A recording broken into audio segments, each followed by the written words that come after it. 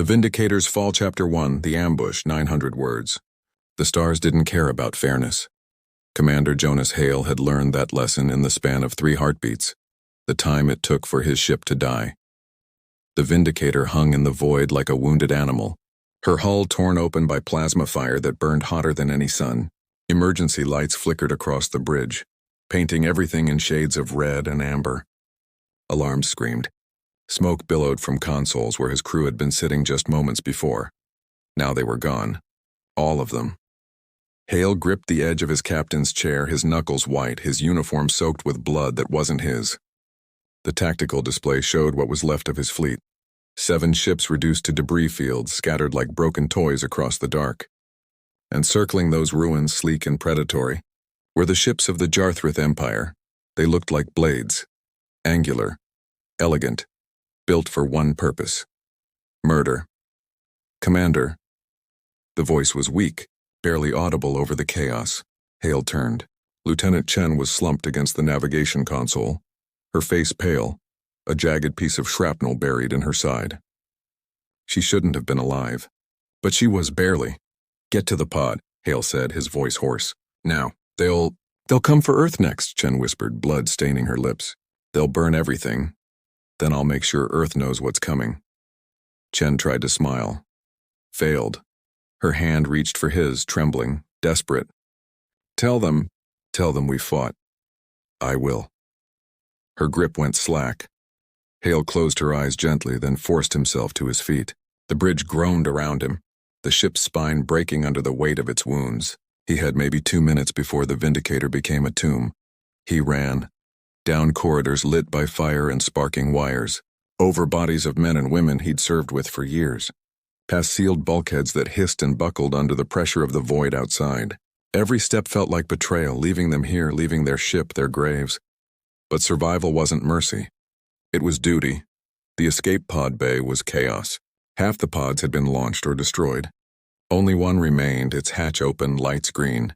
Hale threw himself inside, slamming the release before the ship could take him with her. The pod screamed away from the Vindicator, just as her reactor went critical. The explosion was silent in the vacuum. Beautiful almost, a white-hot bloom that swallowed the ship whole, reducing her to atoms and light. Hale watched through the pod's tiny viewport, his reflection staring back at him, a ghost wrapped in carbon scoring an ash. Then the Jarthrith ships moved. They didn't chase him, didn't fire. They just watched. Their sleek hulls gliding through the wreckage like sharks through blood. One of them drew close to his pod. Close enough that Hale could see the markings etched into its armor, symbols he didn't recognize but understood instinctively. Warnings, trophies, threats. A message crackled through his pod's comms. "Not human. Not anything close. Run, human. Tell your kind what you have seen. Tell them the Jarthrith do not ask for surrender. We take it." The voice was cold, amused, like a predator playing with wounded prey. "Your fear will teach them wisdom." Then the ship turned and vanished into the dark, leaving Hale alone among the dead. He didn't scream, didn't weep, didn't rage. He just sat there staring at the burning debris field and let the silence swallow him whole. Days passed in the pod. Or maybe hours. Time blurred when you had nothing but recycled air and the ghosts of your crew whispering in the dark. Hale didn't sleep. Couldn't. Every time he closed his eyes, he saw Chen's face, saw the bridge exploding, saw the Jarthrith ships circling like vultures. Your fear will teach them wisdom. No. Something else stirred in the hollow space where fear should have been. Something colder, sharper. Rage. Pure, unfiltered, focused rage. The pod's navigation system chimed softly, a friendly sound in the void. A beacon signal locked, human, distant but real. Rescue was coming. Hale leaned forward, his hands shaking, and keyed in a message. "This is Commander Jonas Hale of the UES Vindicator, sole survivor of the Jarthrith ambush at Rigel Station. Fleet destroyed. Crew KIA. Requesting immediate extraction and debrief with Fleet Command. Priority Alpha." He paused, staring at the blinking cursor. Then he added one more line. "They wanted us afraid. They made a mistake." The message sent, carried by radio waves across the emptiness, toward a distant blue world where humanity still believed the stars were safe. Hale sat back, closed his eyes and waited. The universe had just taught him a lesson about cruelty. Soon, it would learn one about consequence. Chapter 2. Homecoming in Ashes, 950 words. Earth had never looked so fragile. Commander Hale stood at the observation deck of the UES Resolute, a heavy cruiser that had found his pod drifting in the wreckage field 3 days after the ambush. He pressed his hand against the cold glass, watching the blue-green sphere turn slowly beneath layers of cloud and light. Home. He should have felt relief, gratitude, something warm. Instead, he felt nothing but the weight of names.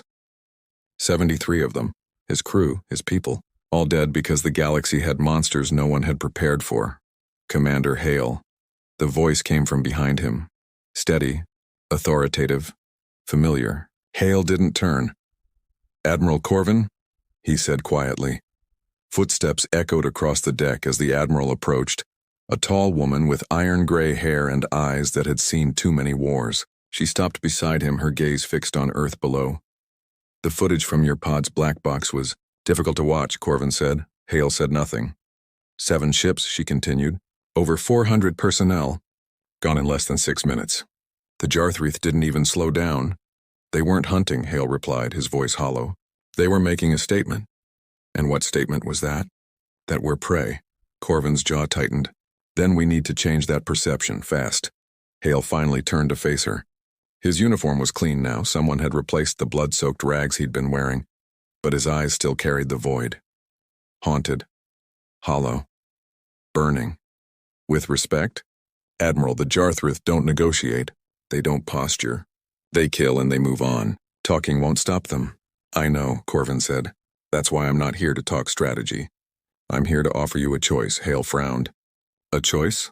Corvin handed him a datapad. "Fleet Command is scrambling. The Council wants diplomacy. They want to send envoys, open channels, find common ground." She said the last words with barely concealed disgust. "But there are others, myself included, who understand that diplomacy only works when both sides want peace." Hale glanced at the datapad. The file name made his pulse quicken. "Project Gravethorn. Classified. What is this?" "A response," Corvin said simply. "Covert. Surgical. Brutal. A strike unit designed to do what the Council won't authorize publicly. Hit the Jarthreath where it hurts, make them bleed. Make them remember that humans bite back." Hale scrolled through the file. Names. Profiles. Soldiers with records like scars. Dishonorably discharged. Court-martialed. Too broken or too dangerous for standard duty. Killers, every one of them. "You want me to lead this?" "I want you to build it," Corvin corrected. "Choose your team. Train them. Turn them into something the Jarthreath won't see coming until it's too late." Hale looked up from the datapad, searching her face for hesitation. "Found none. Why me?" "Because you survived," Corvin said. "Because you saw what they are. And because when you sent that message from your pod, you didn't ask for mercy. You promised consequences." She leaned closer, her voice dropping to something almost feral. "I need someone who won't hesitate. Someone who understands that this isn't about glory or honor. It's about making them pay." Hale stared at the datapad, at the faces of the broken soldiers staring back at him. Men and women who had nothing left to lose. Just like him, your fear will teach them wisdom. He looked back at Earth, spinning in the dark, unaware of how close the monsters had come. "When do I start?" Corvin smiled. A cold, predatory thing. Now. 2 weeks later, Hale stood in a hangar bay deep beneath the Mojave Desert. The facility didn't officially exist. No maps, no records. Just concrete and steel buried under enough rock and secrecy to keep it hidden from satellites, spies, and politicians with weak stomachs. In front of him stood 12 people. They didn't salute. Didn't stand at attention. They just watched him with eyes that had seen too much and survived anyway. Sergeant Rico Vasquez, explosives expert, dishonorably discharged for excessive force during a riot suppression. Translation: she'd saved her unit by leveling a building full of hostiles and didn't apologize for it. Corporal Elias Thorne, sniper, court-martialed for executing a warlord who'd surrendered. The warlord had been responsible for massacring a refugee convoy. Thorne didn't regret it. Lieutenant Maya Cross, pilot grounded after a classified incident in the outer colonies. Hale had read her file. She'd disobeyed orders to extract civilians from a combat zone. She'd saved 200 lives. Command called it insubordination. 10 more like them, soldiers who'd been cast aside because they were too sharp, too ruthless, too unwilling to follow rules written by people who'd never bled. Hale didn't need rule followers. He needed weapons. "I'm Commander Jonas Hale," he began, his voice echoing in the hangar. 2 weeks ago, I watched 73 people die because the galaxy has predators we weren't ready for. The Jarthrith Empire believes fear is currency. They believe we're weak, soft, easy prey. He paused, meeting each of their eyes. They're wrong. Forged in fire, 980 words, pain was the first lesson. Hale didn't ease them into training. There was no time for comfort, no room for doubt. The Jarthrith were out there, circling humanity's borders like wolves testing a fence. Every day wasted was another day they grew bolder. So he broke his team down to raw components and rebuilt them into something sharper. The training grounds beneath the Mojave facility were designed to simulate hell. Scorching heat one day, sub-zero cold the next. Live ammunition. Zero margin for error. Hale didn't pull punches, didn't soften blows. If they couldn't handle him, they'd never survive the Jarthrith. Move! Move! Move! Vasquez sprinted through the kill house, sweat pouring down her face, her rifle barking in controlled bursts. Holographic targets flickered, some hostile, some civilian. She didn't hesitate, didn't second-guess. Every shot was precise. Every decision instant. Behind her, Thorne moved like a shadow, his rifle finding targets through walls and smoke before they even appeared. He didn't speak during exercises. Didn't need to. His body count spoke for him. Cross flew simulations until her hands bled, piloting dropships through scenarios that would have killed most pilots in seconds. Asteroid fields at combat speed. Atmospheric re-entry under fire. Zero visibility landings on hostile worlds. She crashed 17 times in the first week. On the 18th run, she didn't. Hale watched from the observation deck, arms crossed, his expression carved from stone. Admiral Corvin stood beside him, reviewing tactical data on a holographic display. "They're adapting faster than projected," she noted. "They're survivors," Hale replied. "That's why I chose them. And you? How are you adapting?" Hale didn't answer immediately. His reflection stared back at him from the reinforced glass. A man who looked older than his 40 years. Eyes haunted by ghosts that wouldn't rest. "I stopped sleeping," he said quietly. "Every time I close my eyes, I see Chen, see the bridge burning, see those ships circling my pod like they were deciding whether I was worth the ammunition. Survivor's guilt." "Survivor's rage," Hale corrected. "There's a difference." Corvin studied him carefully. "Just make sure that rage doesn't consume you before you can aim it where it belongs." "It's already aimed, Admiral. I'm just waiting for the trigger." By week 3, the team stopped being individuals and became something else. A weapon. Singular. Precise. They moved through combat drills like water. Fluid. Unstoppable. Adapting to every obstacle Hale threw at them. They learned each other's rhythms, anticipated movements, covered weaknesses without needing orders. Vasquez could read Thorne's sight lines before he fired. Cross knew exactly when to pull the dropship out of a dive before Vasquez finished planting charges. The others, specialists in infiltration, cyber warfare, close-quarters combat, slotted into the machine seamlessly. Hale pushed them harder. Live-fire exercises with lethal rounds. Psychological warfare simulations designed to break their minds. Scenarios where they had to choose between mission success and saving civilians.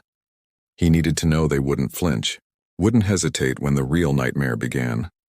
One night, after a particularly brutal drill, Vasquez found Hale alone in the armory, inspecting weapons they hadn't been cleared to use yet. Experimental tech. Prototype armor. Things Fleet Command pretended didn't exist. "Can't sleep either?" she asked, leaning against the doorway. Hale didn't look up. Sleep's a luxury. So's revenge. That made him pause. He set down the plasma rifle he'd been examining and finally met her eyes. "You think that's what this is? Isn't it?" Vasquez stepped closer, her voice dropping. "You lost your crew. You want blood, we all do. That's why we're here." "It's not just about blood," Hale said quietly. It's about making sure no one else has to watch their friends die while monsters laugh. Vasquez smiled, sharp, understanding. Then let's make sure those monsters learn to scream. Hale nodded slowly. 3 more weeks, then we take the fight to them. Good, Vasquez said, turning to leave. I'm getting bored of shooting holograms. Week 6. Final evaluation. Hale assembled the team in the main hangar where a prototype stealth corvette sat waiting. Sleek, black, bristling with weapon systems that officially didn't exist. Its name was stenciled on the hull in matte gray lettering. The Gravethorn. This is your ship, Hale announced. Fast enough to outrun most patrols. Armed enough to punch above its weight. Stealthy enough to get you close before they know you're there. Thorne ran his hand along the hull, almost reverently. What's the operational range? Far enough to reach Jarthreath space, barely. Cross whistled low.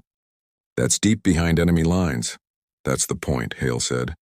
Your first mission, a Jarthreath supply depot on the edge of their territory. Intelligence suggests it's lightly defended. Patrol ships, automated defenses, skeleton crew.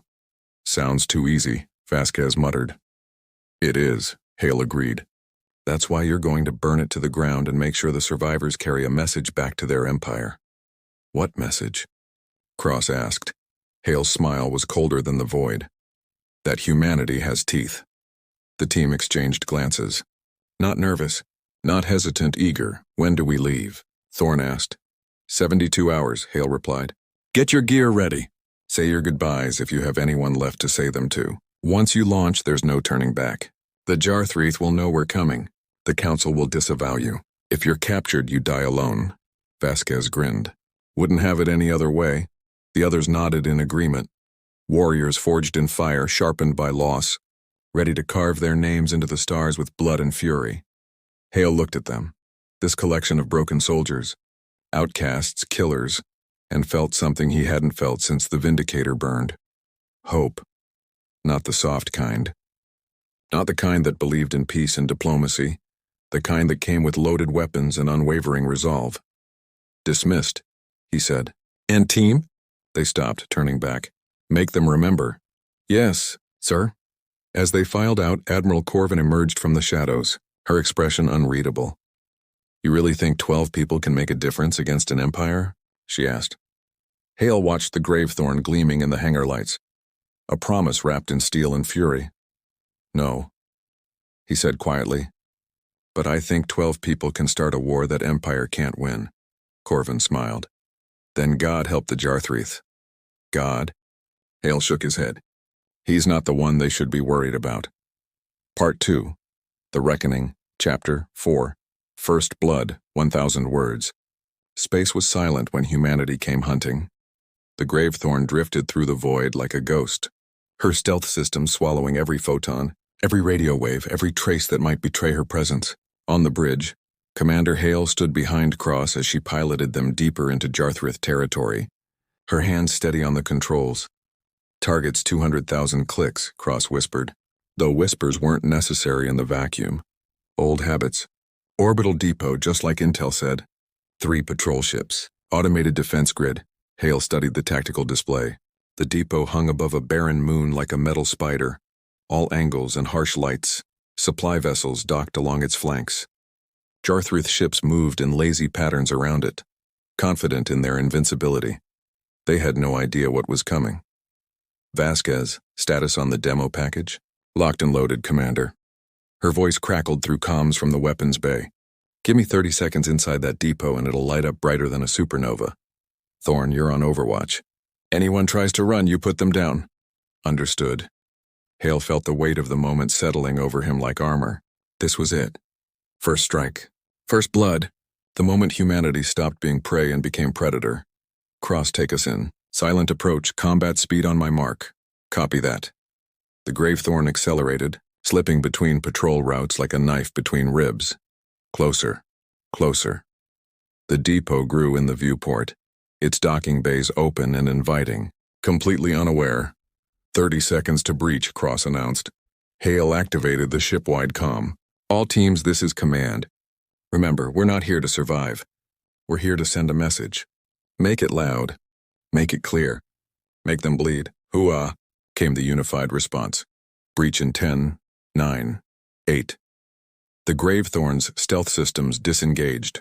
Alarms shrieked across the depot as humanity's ghost ship materialized from nothing, main cannons already tracking targets. The patrol ships barely had time to react before Thorn's opening shots punched through their bridges. Precise, lethal, final. Punch it, Hale roared. Cross slammed the thrusters forward, and the Gravethorn screamed toward the docking bay, autocannons chewing through automated defenses like tissue paper. Plasma fire splashed against their shields, but they were already inside, already moving, already unstoppable. The ship shuddered as it hard docked. Go! Go! Go! The assault team poured out of the airlock, 12 humans wrapped in combat armor that made them look like nightmares. Vasquez led the charge, her rifle spitting death in controlled bursts. Jarthrith soldiers scrambled to respond, their elegant armor no match for humanity's fury. They died fast. The depot's corridors became a meat grinder. Thorn moved like death incarnate, his rifle never missing, never hesitating. Every shot was a kill, every movement calculated. The Jarthwraith tried to rally, tried to mount a defense, but they'd never fought an enemy like this. Relentless, brutal, terrifyingly efficient. Central reactor, 200 meters, Vasquez called out, checking her tactical display. They fought through 3 more defensive positions, leaving Jarthwraith bodies in their wake. These weren't the elegant predators who'd destroyed the Vindicator. These were support personnel, logistics troops, the ones who'd never expected to see combat. They were learning. The reactor room was massive, a cathedral of alien technology pulsing with power. Vasquez didn't waste time admiring it. She planted her charges with surgical precision, sinking detonators, setting timers. 3 minutes, she announced. Time to leave. Negative, Hale's voice crackled through comms. We have incoming. On the Gravethorn's sensors, 3 more patrol ships had arrived, heavier class, combat ready. They were moving to cut off the escape route. Thorn, I need those ships disabled. Now. On it. Thorn sprinted to the depot's external observation deck, his rifle already tracking targets. Through the reinforced glass, he could see the Jarthwraith vessels closing in, their weapons charging. He exhaled slowly, found his center, and squeezed the trigger. The rifle kicked. Experimental rail tech that could punch through ship armor at this range. His first shot tore through a patrol ship's engine core. The vessel lurched, trailing fire and debris. Second shot. Another engine kill. The third ship realized what was happening and began evasive maneuvers. Too late. Thorn's final round caught it in the command deck. The ship went dark, tumbling away into the void. Paths clear, he reported calmly. All teams, extract. Double time. They ran through the burning depot, past the bodies they'd left behind, past the alarms screaming warnings no one was alive to hear. Vasquez was the last one back aboard the Gravethorn, her timer showing 30 seconds remaining. We're clear. Punch it, Cross. The ship tore away from the depot, shields straining under defensive fire. Behind them, the timer hit 0. The explosion was beautiful. The reactor went critical, consuming the depot in an expanding sphere of white-hot plasma. Secondary explosions rippled through the structure, tearing it apart, sending debris spiraling into the moon's gravity well. In 90 seconds, humanity had erased a Jarthwraith supply depot from existence. Hale stood on the bridge, watching the fireball recede in their wake. His crew was battered, breathing hard but alive. Victorious. Casualty report? Minor injuries, Vasquez replied. Nothing serious. Jarthwraith casualties? Total. No survivors. Good. Hale activated the long-range comm, the one rigged to broadcast on every Jarthwraith military frequency they'd been able to decrypt. This is Commander Jonas Hale of the Terran Strike Force Gravethorn, he said, his voice cold and clear. You destroyed my ship. You killed my crew. You told me to run and spread fear. He paused, watching the burning depot grow smaller in the distance. Consider this your introduction to consequence.